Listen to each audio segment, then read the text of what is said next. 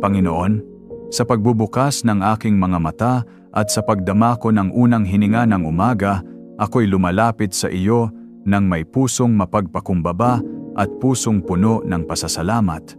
Salamat po, Ama, sa panibagong araw na inilaan mo para sa akin.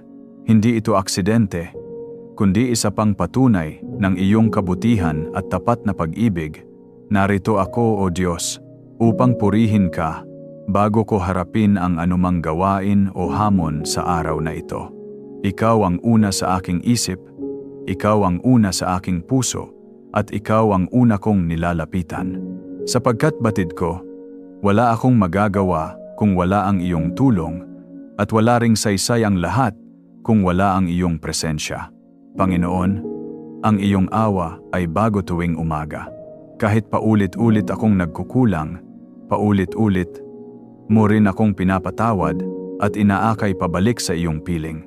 Hindi ko kayang suklian ang iyong kabutihan, ngunit nais kong ialay ang bawat oras ng aking araw bilang tanda ng aking pagmamahal sa iyo. Salamat, Panginoon, sa pagtulog na payapa kagabi. Salamat sa proteksyong hindi ko man nakikita ay tunay na gumagana. Habang ako'y natutulog, ikaw ay nagbabantay. Habang ako'y walang malay, ikaw ay gumagawa ng mabuti para sa aking buhay. Tunay ngang walang kapantay ang iyong pag-aaruga. At ngayong ako'y bumangon, ipinagkakatiwala ko sa iyo ang lahat ng aking gagawin. Huwag mong hayaang ako'y madala ng pagmamadali o pangamba. Tulungan mo akong unahin ka bago ang lahat. Kung anuman ang mga planong inilatag ko para sa araw na ito, ituwid mo ang aking mga hakbang ayon sa iyong kalooban. Ama, linisin mo ang aking isipan mula sa mga negatibong kaisipan. Tanggalin mo ang mga alalahanin na wala namang kabuluhan at palitan mo ito ng tiwala sa iyo. Tulungan mo akong tumingin hindi sa laki ng aking problema, kundi sa laki ng aking Diyos na may hawak ng lahat. Bigyan mo ako ng pusong masaya at mapayapa. Huwag mong hayaang ako'y mangibabaw ng galit o tampo, kundi punuin mo ako ng kabutihan at malasakit. Kung mayroong taong susubok sa aking pasensya ngayong araw, turuan mo akong maging mahinahon. Kung mayroong sitwasyong magdadala ng bigat ng loob, ipaalala mo sa akin na hindi ako nag-iisa. Panginoon, isinusuko ko rin sa iyo ang aking katawan at kalusugan. Bigyan mo ako ng lakas upang maisakatuparan ang mga tungkulin ko. Protektahan mo ako laban sa anumang karamdaman at aksidente. At kung dumating man ang panahon ng panghihina, tulungan mo akong magpahinga sa iyong mga kamay. Salamat din, Panginoon, sa aking pamilya at sa lahat ng mahal ko sa buhay. Pagpalain mo sila ng kapayapaan, kalusugan at proteksyon. Kung sila man ay nahaharap sa mga pagsubok, iparamdam mo sa kanila na naroroon ka. Kung sila man ay naguguluhan, bigyan mo sila ng kaliwanagan. Kung sila man ay nanghihina, patatagin mo sila. At higit sa lahat, Panginoon, ipaalala mo sa kanila na mahal mo sila. Ama, hindi ko rin nalilimutan ang aking mga kaibigan, kakilala, at maging ang mga hindi ko kilala ngunit may pangangailangan. Ang mga nagugutom, O Diyos, pakainin mo. Ang mga may sakit, pagalingin mo. Ang mga nag-iisa, damayan mo. At ang mga nawawalan ng pag-asa, bigyan mo ng panibagong liwanag. Naway gamitin mo rin ako bilang kasangkapan upang makatulong sa kanila sa abot ng aking makakaya. Panginoon, bigyan mo ako ng pusong masikap at masunurin. Sa aking trabaho o pag-aaral, turuan mo akong magbigay ng pinakamahusay na hindi para sa papuri ng tao, kundi para sa kaluwalhatian mo. Tulungan mo akong maging tapat kahit walang nakakakita. Tulungan mo akong maging disiplinado kahit walang nagpapaalala.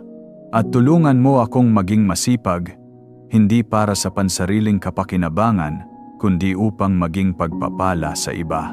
Kung may mga desisyon akong haharapin ngayong araw, Banal na Espiritu, bigyan mo ako ng karunungan. Huwag mong hayaang ako'y madala ng emosyon o kagustuhan lamang. Gabay mo ang siyang sundin ko. Kung mali ang landas na tatahakin ko, ituwid mo ako. bago pa mahuli. Kung ako man ay matutukso, palakasin mo ang aking paninindigan. Panginoon, isinusuko ko rin sa iyo ang aking mga pangarap. Alam mo ang mga hinahangad ng aking puso, ang aking mga plano, ang aking mga inaasam, at ang aking mga pinagdadaanan. Kung ito'y ayon sa iyong kalooban, bigyan mo ng katuparan. Ngunit kung hindi ito para sa akin, tulungan mo akong tanggapin at maniwala na mas mabuti ang nakahanda mo. Dahil alam ko, O Diyos, na ang plano mo ay laging mas mataas kaysa sa aking naiisip. Sa bawat pagsubok na aking haharapin ngayong araw, Panginoon, ipaalala mo sa akin ang iyong mga pangako na hindi mo ako iiwan ni pababayaan, na sa gitna ng bagyo, ikaw ang aking kanlungan. Na sa gitna ng dilim, ikaw ang aking liwanag. Na sa gitna ng kahinaan, ikaw ang aking kalakasan. At na, sa gitna ng pagkatalo, ikaw ang aking tagumpay. O Diyos, turuan mo akong laging magpasalamat sa lahat ng bagay. Hindi lamang sa panahon ng kasaganaan, kundi pati na rin sa oras ng kakulangan. Hindi lamang sa oras ng kalakasan, kundi pati na rin sa oras ng kahinaan. Hindi lamang sa oras ng saya, kundi pati na rin sa oras ng lungkot. Dahil alam kong sa lahat ng pagkakataon, ikaw ay gumagawa ng mabuti para sa akin. Salamat Panginoon sa biyaya ng krus. Salamat kay Jesus na nagbigay ng kanyang buhay upang ako'y maligtas. Sa kanyang dugo, ako'y nilinis. Sa kanyang sakripisyo, ako'y tinubos. Sa kanyang muling pagkabuhay, ako'y binigyan ng bagong buhay at pag-asa. Huwag mo akong hayaang kalimutan ang kahalagahan nito araw-araw. Ngayong umaga, ipinapahayag ko muli na si Jesus lamang ang aking tagapagligtas at hari. Wala nang iba pang karapat-dapat na sundin at sambahin, kundi siya lamang. Ikaw ang aking Diyos, at sa iyo ko ibinibigay ang buong puso ko. Kung mayroong bagay na humahadlang sa relasyon ko sa iyo, alisin mo ito, Panginoon. Linisin mo ang aking puso at gawing karapat-dapat na tahanan ng iyong espiritu.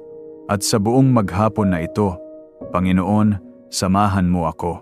Sa bawat usapan, naway may kabutihan at katotohanan. Sa bawat gawain, naway may kasipagan at tapat na paglilingkod. Sa bawat pagsubok, naway may pananampalataya at pagtitiis. At sa bawat tagumpay, naway ikaw lamang ang aking papurihan. Ama, bago matapos ang panalangin ito, muli kong ipinagkakatiwala sa iyo ang lahat. Ang aking isipan, ang aking puso, ang aking katawan, at ang aking buong buhay, lahat ay para sa iyo. Ikaw ang aking simula, ikaw ang aking gabay, at ikaw ang aking wakas. Nais kong mabuhay hindi para sa aking sarili, kundi para sa iyong kaluwalhatian. Salamat, O Diyos, sa oras na ito ng panalangin. Salamat sa kapayapaan na hatid ng iyong presensya. Salamat sa katiyakan na sa bawat hakbang ko ngayong araw, hindi mo ako iiwan. Lahat ng ito ay itinataas ko sa pangalan ni Jesus, ang aking tagapagligtas at hari. Amen. Kaibigan, bago mo tapusin ang iyong panalangin, may munting paanyaya ako para sa iyo. Kung may bumabagabag sa iyong puso, huwag mo itong itago. Isulat mo sa comment section ang iyong prayer request. Huwag kang matakot o mahiyang magbahagi. Lahat tayo ay may pinagdaraanan at dito may mga taong handang makinig at manalangin para sa iyo. Kaya huwag mong kalimutang i-like ang video na ito, mag-subscribe sa aming channel at itap ang notification bell para hindi ka mahuli sa ating mga panalangin at mensahe ng pag-asa.